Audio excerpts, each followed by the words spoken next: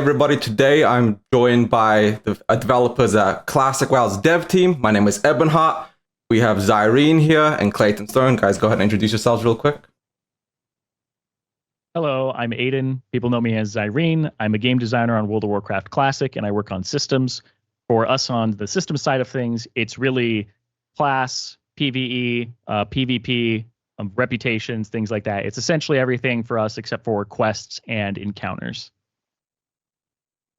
And hey, everybody, I'm Clay Stone, Associate Production Director on WoW Classic. I guide the production efforts of the team and also the overall roadmap and where we're heading on all the amazing things on the Classic WoW front. Very excited to be talking about Mists of Pandaraia Classic with you today. Absolutely. So I know we don't have much time, so I'm going to dive right into the very first question, which is Mists of Pandaraia Classic has a lot of changes compared to previous Classic experiences. What was the reasoning behind pushing for so many changes in Mists of Pandaraia Classic compared to, say, previous expansions? So I like to use a little bit of an analogy here where there's been studies where if you go into an airplane and you eat the same food, it's going to taste different, right? You're at a different altitude, taste buds adjust a little bit.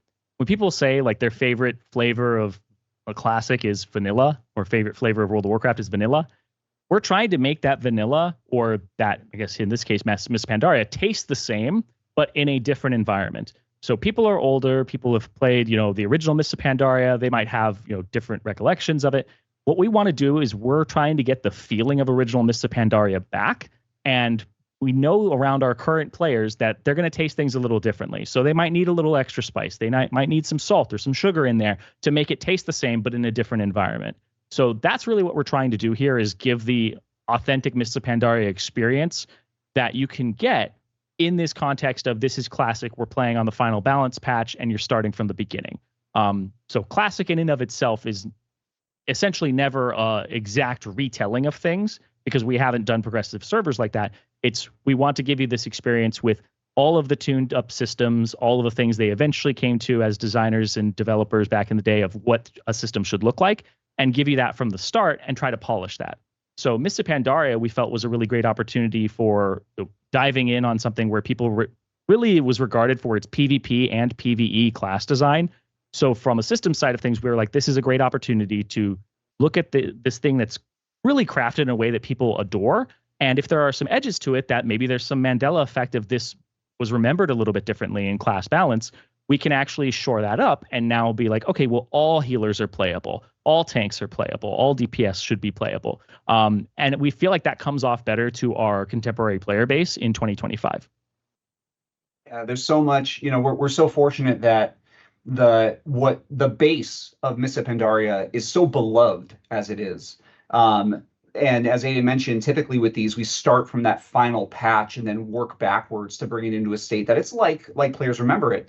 But the base is so solid, and we have this wonderful ability to be able to look back at the original expansion and discuss with the original creators who are still here at Blizzard what they felt hit the mark, what their intentions were behind everything, and how well they felt it played out. And then from there, in conversation with the community, brings what we think are some really well-considered quality of life and systems changes, and also systems additions, thanks to Aiden and the team, that really contribute to a sense of, hey, if we're going to bring back Mists of Pandaria, we're going to bring back one of the most beloved expansions. Let's make it the best version of Mists of Pandaria that we could bring to players. And that's what I hope we've accomplished. I believe we've accomplished with Mists of Pandaria Classic.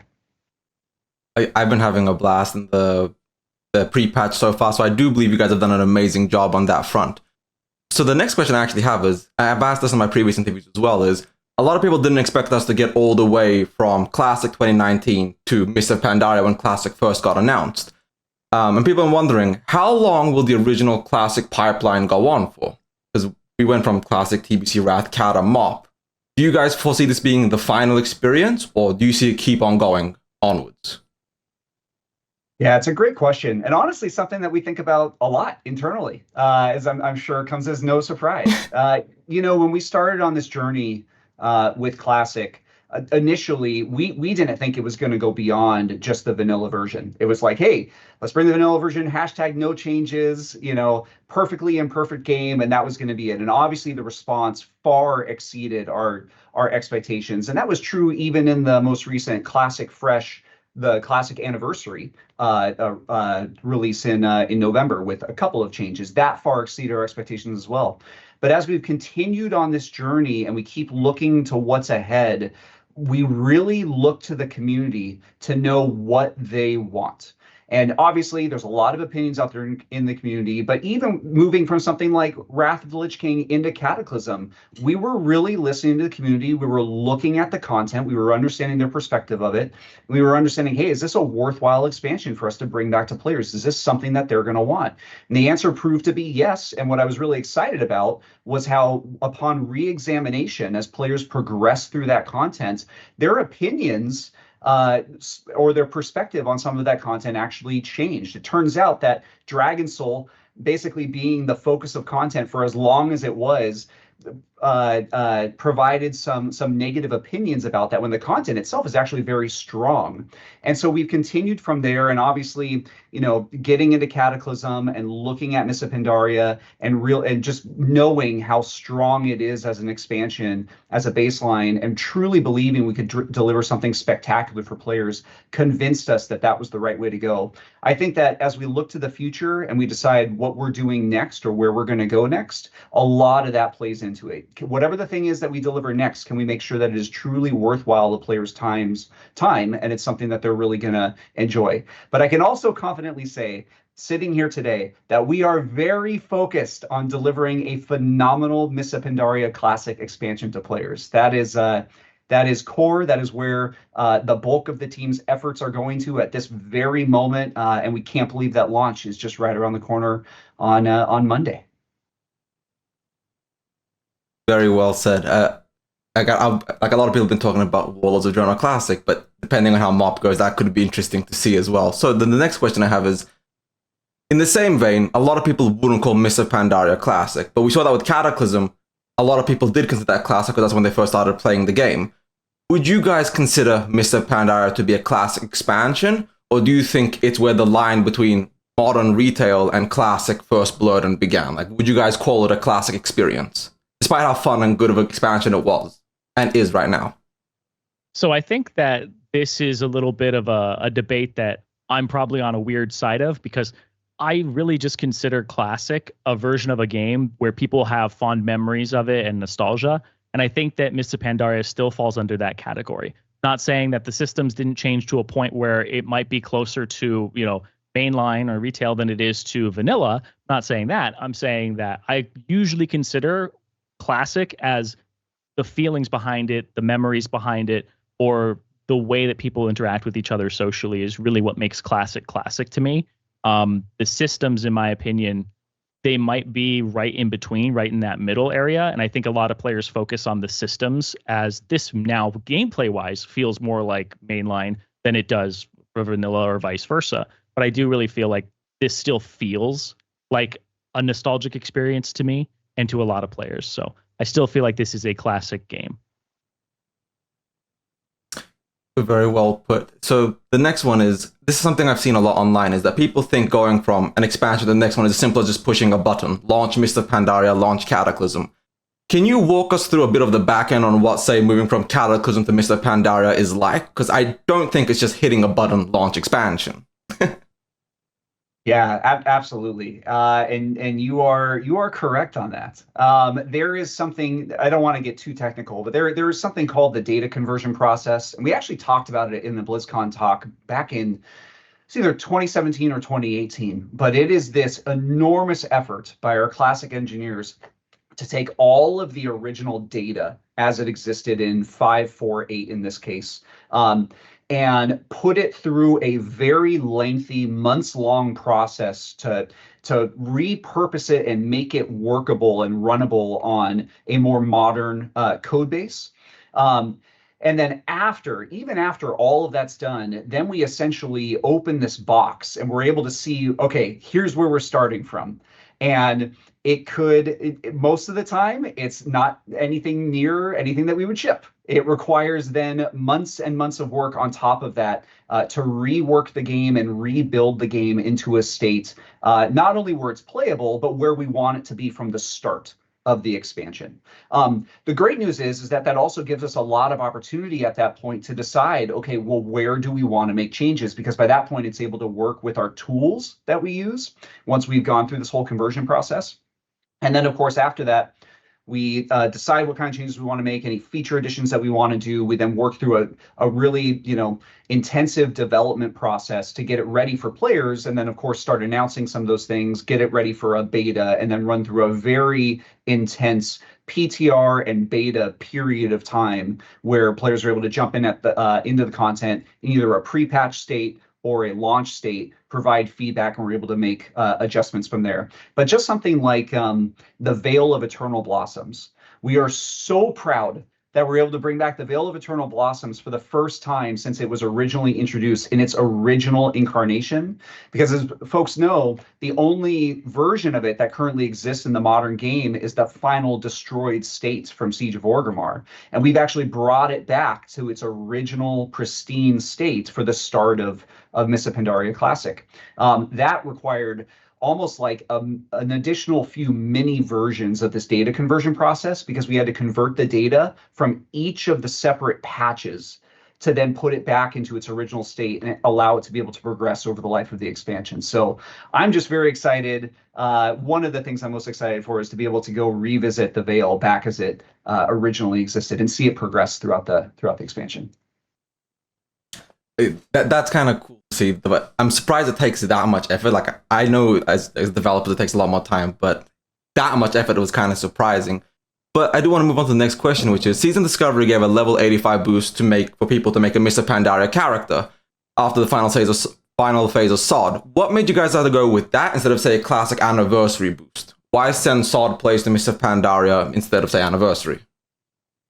To us, it really just made sense. I think anniversary is a little less open to the idea of having a boost, and we're receptive to that. We're like, a lot of people just rolled on anniversary to have that organic experience from the beginning.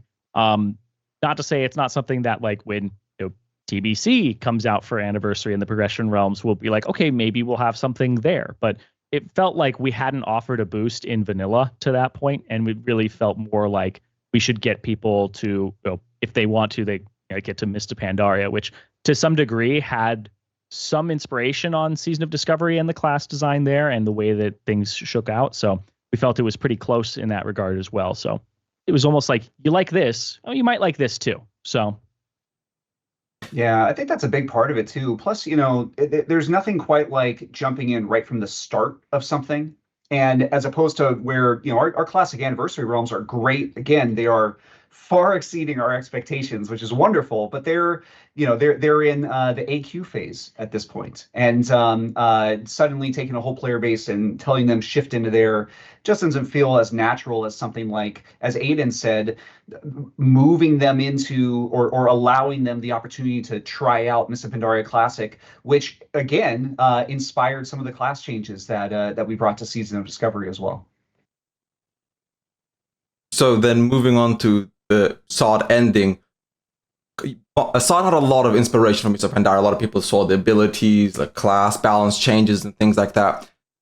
Is Season of Discovery, is MoP like the continuation of SoD in you guys' opinion, or is MoP like a side project where SoD was its own separate thing? Or would you guys consider SoD to be part of the pipeline to classic progression?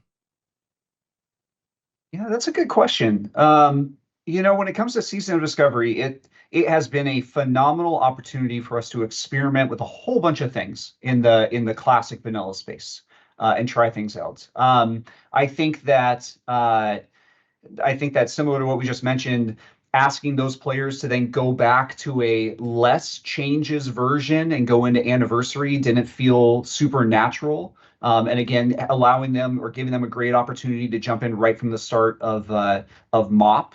Particularly for any of those players who are extremely enthusiastic, let's say, about vanilla, TBC, and Wrath, but maybe haven't experienced much of Cataclysm, or in this case, Mists of Pandaria. it's amazing, again, going back and re-examining these expansions, just how much time can change your perspective of something or the flavor of something, as Aiden hinted at in his analogy, that just encouraging those players to be able to do that, we think is a great opportunity. When we think of Season of Discovery, the wonderful part about it is we have no plans on shutting down those realms. We want players to be able to continue to play their characters, and we're continuing to support those realms. We did mention that we are winding down on the new content development for them, but they will continue to exist. That does make sense. And this is like a side tangent on SoD as a question. What was the chances we did get a Phase 9? Did you guys get very far in the development process, or was it very much a Phase 8 and then that was it? We knew that was ending right there. Yeah, it's a good question as well. I mean, I can say that when we were heading in to that final phase, we knew internally that that was going to be a big phase for us, and that was going to be an amazing sort of capstone to this whole journey that we've been on for all these months. And I think we mentioned it maybe in one of our videos, but we actually increased the size of that final phase when we, got into Kerosene Crypts and we saw the phenomenal response to that. It's like, hey, let's go even bigger. Let's really push ourselves. So I don't think we got much further beyond that as far as any general discussions about what something would look like beyond that. Although I will say we certainly had plenty of ideas of additional things that we could do or could have done or could potentially do one day in that space that that we may be holding on to for the future. But as far as actual development being done for it, we were pretty much focused on that being the final phase. That makes perfect sense. So this is about Mists of Pandaria. What is the current estimated length for Mists of Pandaria Classic? We know Vanilla was rather long, but Cataclysm was about 15 months. How long do you expect Mists of Pandaria to really be on that timescale? Will it be 15 months? Will it be 18? Do you guys have like a roadmap in mind for how long you guys plan on dragging Mists of Pandaria out for? Yeah, another good question. When we think about each of these classic expansions, we've had the phenomenal opportunity to be able to move faster than the original team did and the original games did. And I think that's been true of each of our expansions, if not entirely one-to-one, then certainly a little bit faster.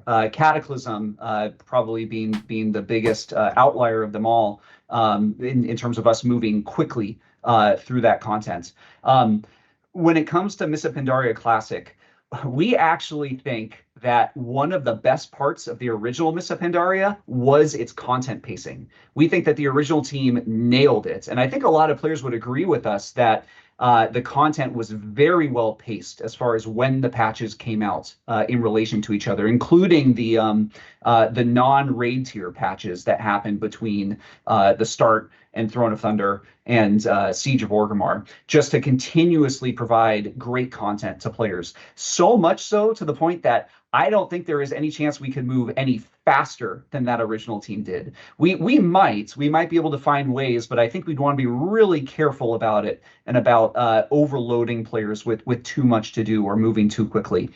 If we look at something like Cataclysm Classic, we did experiment a little bit in there about making some even more interesting pacing changes that we hadn't experimented with before. We brought the Molten Front in early into that before Firelands was released. And I thought that was very successful. I thought that provided a nice bridge to the Firelands content. It's tough for me to think of any one-off opportunities for us to be able to do that for Mists of Pandaria. So I guess just going back to your original question, as far as the way that the content will roll out and the way that the phases will roll out, I think that we are very much starting from the standpoint of what the original team did and how and when those phases came out in relation to each other. Well, that's good to hear. So long as we don't have a 13-month Siege of Orgrimmar, the rest of MoP's pacing was rather phenomenal. This next question is about, what is the team most excited about Mists of Pandaria Classic and what it adds to the Classic ecosystem? What's the biggest change you guys did that's this is it. This is what makes MoP Classic a better experience than it would have been by default? So honestly, there's actually so many things here. And I think the one that I would want to focus on is the alt friendliness that's been inserted into it. The rolling Valor cap, the rolling Conquest cap, the rolling Elder Charms of Good Fortune cap. We're allowing people to transfer August Celestial Stones or the August Stone Fragments from the dungeon, the currency from Celestials, to their alts, get them lesser Charms of Good Fortune. We're essentially allowing you to have as much alt friendliness as we possibly can, without making it that you're only playing your main to do that. So we really want people in this day and age to be able to experience multiple characters if they want to. And the original Mists of Pandaria felt like it had some mechanics that were almost anti-late, where if you showed up late, you can't really catch up in Conquest, you can't really catch up in Valor. So we wanted to introduce ways so that we weren't punishing players for not hopping in right away. Gosh, that was great. I can add, we could talk about this the entire time. Unfortunately, yeah. I mean, there's the other examples of the alt friendliness, like allowing alts to fly right from the start as soon as your main reaches max level. The PvP changes that we made, allowing Gladiator and Rank 1 titles back in 2v2s and 5v5s. Updating the reward recipient amounts for PvP seasons, capping PvE gear when you enter instance PvP content. All the work that Aiden and the team did on attacking pre-pull shenanigans and stuff. I mean, there's really a lot to be excited about when it comes to the changes that we've been able to make in partnership with the community for Mists of Pandaraia Classic. The alt friendliness is something that I'm looking forward to myself, because I want to try out a bunch of different classes now that the meta's shifted. So this next question is, you guys added a bunch of really cool things like the alt friendliness. Was there something you guys wanted to add to the game but just couldn't fit into the development cycle? Like, is there something you wish you had more time that you could have added into Mists of Pandaria Classic? I do. So I want to preface this a little bit by saying, like, I think that one of the reasons that we didn't do this is because we want to do it right if we were going to do it, and that's finish Dark Apotheosis. The Warlock tanking spec, it was not completed in original Mists of Pandaria, and it felt like it was just right out of reach of what we were comfortable with, because we could do it where we just make the taunt work on bosses and like insert a few things here or there, but it really felt like to do it right, we would have to introduce a fourth Warlock spec with a fourth selection, add all of that backend that is involved in having a tank selection there. Because having a DPS be able to queue as a tank is like a completely different thing too. So in Mists of Pandaria, it really is like whatever spec you have, you're locked into. This is a damage spec. This is a healing spec. This is a tank one. And the game does a lot of that for you. So we really wanted to, if we were going to tackle Dark Apotheosis, do it in a way that felt right for players and felt like we weren't just doing it halfway. Because I think we got a little bit of that in Season of Discovery when we touched things like Shockaden, and we didn't really have the way to do it right at the time. And we felt like doing it halfway for our players just created almost as many problems as actually solve or not touching it at all. So here we're like, we're going to bide our time. We're going to think about it. We're going to look at it. And Dark Apotheosis is just right outside of where we're comfortable with working with right now, because we want it to be good if we do touch it. This is a slight question, a quick answer. How close was Warlock tank to be finished in Mists of Pandaria? Like, how much work was left? Are you asking like a day estimate or like a like, just in regards, how much did the original devs get done?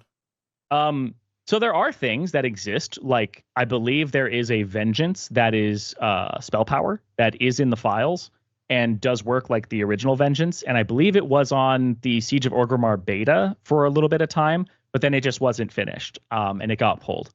So there are small things like that that are like scattered here and there, but it looks like it had a few more leaps to go. And like I was saying, I think one of the other complications was, how do you get this to actually be able to queue as a tank or be considered a tank when you are in Dark Apotheosis, aside from doing like things in Cataclysm or before there where you have to script everything to be like, treat this person specifically if they have this buff as a tank. Don't treat them as a DPS. So that, I think they were a bit of a ways off. I would say if they had actually dedicated like resources to it, it would have taken maybe 2 phases or a phase more to really get it to a place where they felt comfortable with it.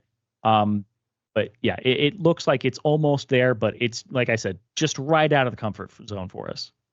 That does make sense. So I only have time for 2 more questions left.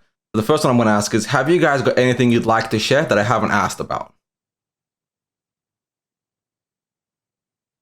It's a great question. I mean, just in general, something I'm excited about that we haven't spent too much time talking about are just the extensive class changes and class balancing that the team has done. Just going a little bit more into it, the way that the class has changed over the life of Mists of Pandaria was substantial. I mean, very phase to phase and fairly often, to the point that when we looked at that 548 patch, some of the classes in 548, because the original team developed 548 in such close proximity to the very first Warlords of Draenor patch, they actually left some of the classes in a slightly unfinished state and then didn't quite make those changes until the very beginning of Warlords of Draenor, again, because they were so close to it. But it meant that for us, if we had left everything in that 548 state, some of the classes definitely would have felt unsatisfied or unsatisfying to play. And we really want there to be no bad choice. We want every class to feel fun through the life of the expansion. Some players might be surprised that we did things like buff Warlocks at the very beginning of MoP Classic because they know what Warlocks play like at the very end. But shaking up that meta, I hope that we've given an indication of our commitment to continue to monitor these classes over the life of the expansion. And we have already gotten way far in advance knowledge of what we plan to do for some of these classes as the phases continue to really continue to keep them in a great spot throughout the life of Mists of Pandaria Classic. I'm very excited for that. There's a whole bunch of classes that I want to try as a result. The same. I'm there on you. So the very last question I have is, I know you guys can't say much about this, but Classic Plus, there's been a lot of teasers, a lot of conversation. Is there any event we can look forward to? Anything you guys can share at all about that? Yeah, I think Season of Discovery was an incredible experience for us. I love how much we learned from it. I love how much we just got to play alongside the community in it throughout that experience. I think that we're always discussing what is on the horizon and where the team's ambitions lie. I think that even though we talk about being a smaller team perhaps, but we have a lot of great partners in the greater World of Warcraft development team that make us feel mighty, and our ambition is mighty. We are super focused on Mists of Pandaraia Classic right now and delivering a phenomenal expansion to players throughout the life of it. And we are looking forward to the future and all that's going to come as well. Well, thank you guys very much for coming on and letting me have this interview. This was amazing. I can't wait to play Mists of Pandaria, and thank you guys for the amazing work you guys have done. Thank you. Absolutely. Thank you for all the great questions. Have a good one, guys. Bye-bye. You too. You too. Bye.